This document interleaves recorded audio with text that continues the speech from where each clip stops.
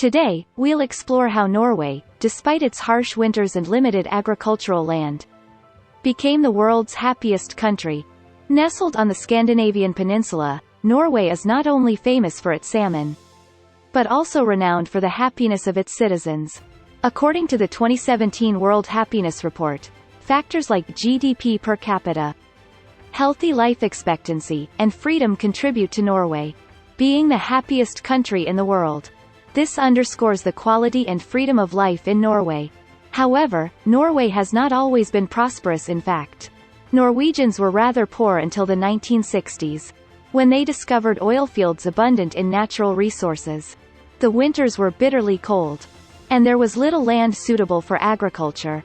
Behind the story of how Norway became the happiest country in the world is the economic policy of the Norwegian government, which wisely utilized oil and other resources.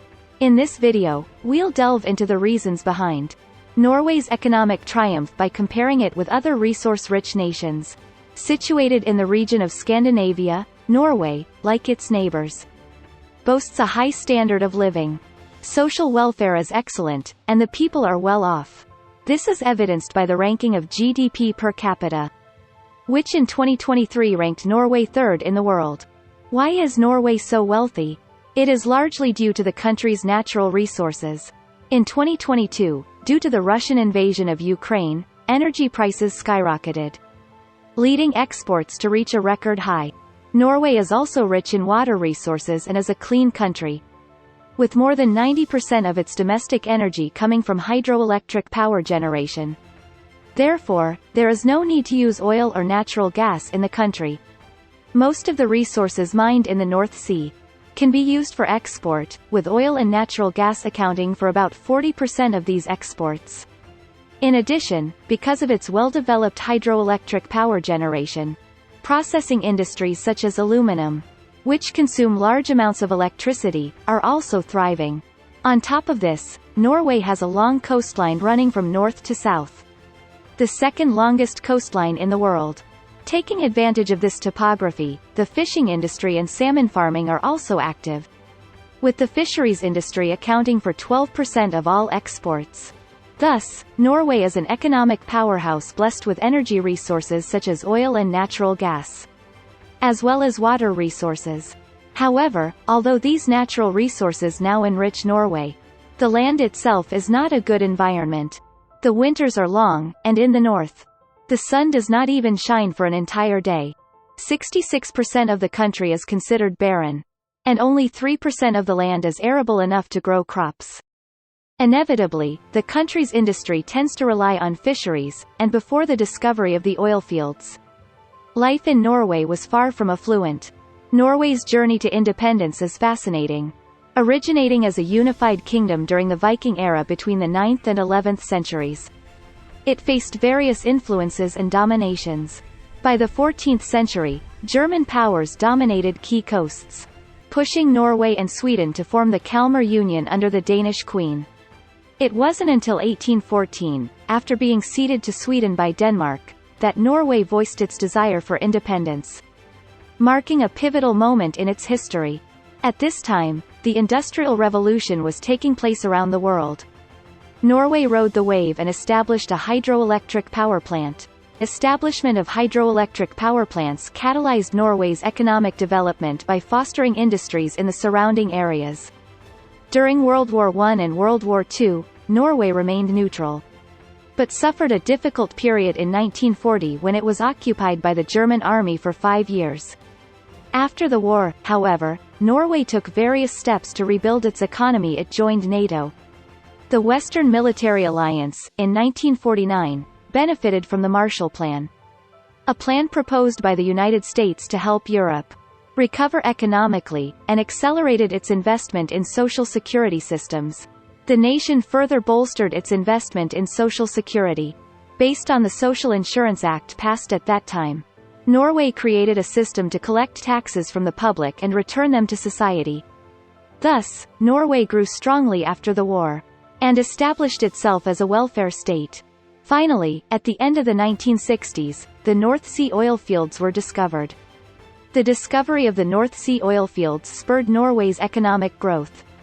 Until then, Norway had been economically developed, but at an average level for Europe. However, the boost from oil and natural gas quickly laid the foundation for today's economic powerhouse. Abundant resources alone don't guarantee prosperity. Take Venezuela, for instance. Despite having the world's largest oil reserves, economic challenges have led to skyrocketing prices and a refugee crisis. This resource curse, where nations struggle despite rich resources, is a global phenomenon. In these countries, over-reliance on abundant resources can stifle the growth of other industries and overall economic development. Many countries also suffer from the fact that resource prices are more volatile than industrial product prices, making it difficult to promote stable economic development. While the Netherlands, which discovered oil around the same time as Norway, benefited from oil exports, this also led to its currency appreciating. This had a negative impact on other export sectors, causing a decline in export competitiveness in manufacturing, agriculture, and other sectors, and a rise in unemployment. In addition, countries with more resources tend to be more prone to autocratic government and disregard for human rights, making it more difficult for democracy to develop. However, Norway has successfully overcome this challenge. So how did Norway avoid economic stagnation caused by resources? The secret lies in Norway's smart economic policy. Having acquired its resources late, Norway recognized that resource-based happiness would not last. This is because in many countries in the Middle East that have grown by exploiting resources, a few companies have made a lot of money, which has only supported autocratic regimes and given little benefit to the people.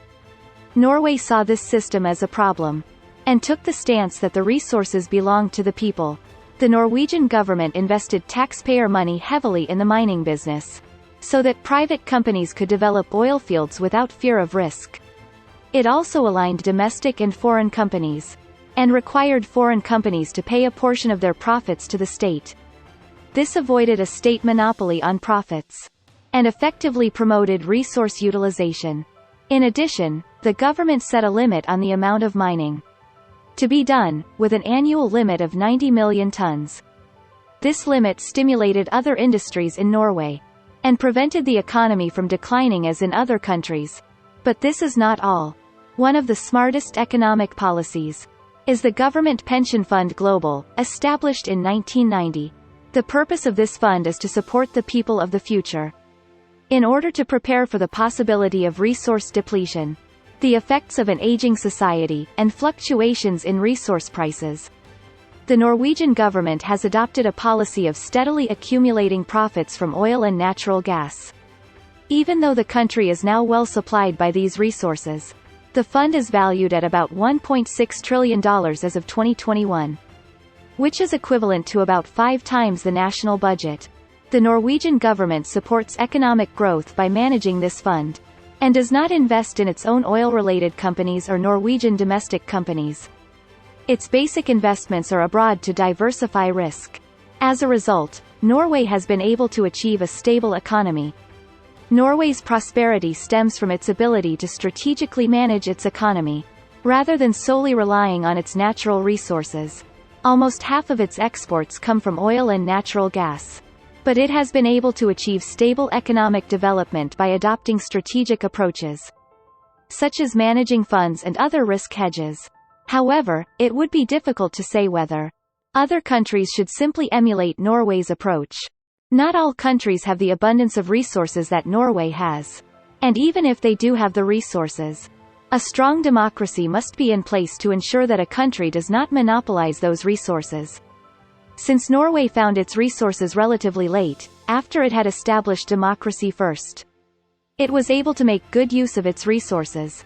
As a result, it has grown to the point where it has ample operational funds. For other countries to achieve the same success, however, they will need a strategic approach tailored to their specific circumstances and resources. Every country's economic strategy should be tailored to its unique situation, much like Norway's long-term vision. What's your take on this? Share your thoughts in the comments, and if you found this video enlightening, consider sharing it with others. Thank you for watching. Don't forget to like, comment, and subscribe for more insightful content. Take care and see you in the next video. Goodbye.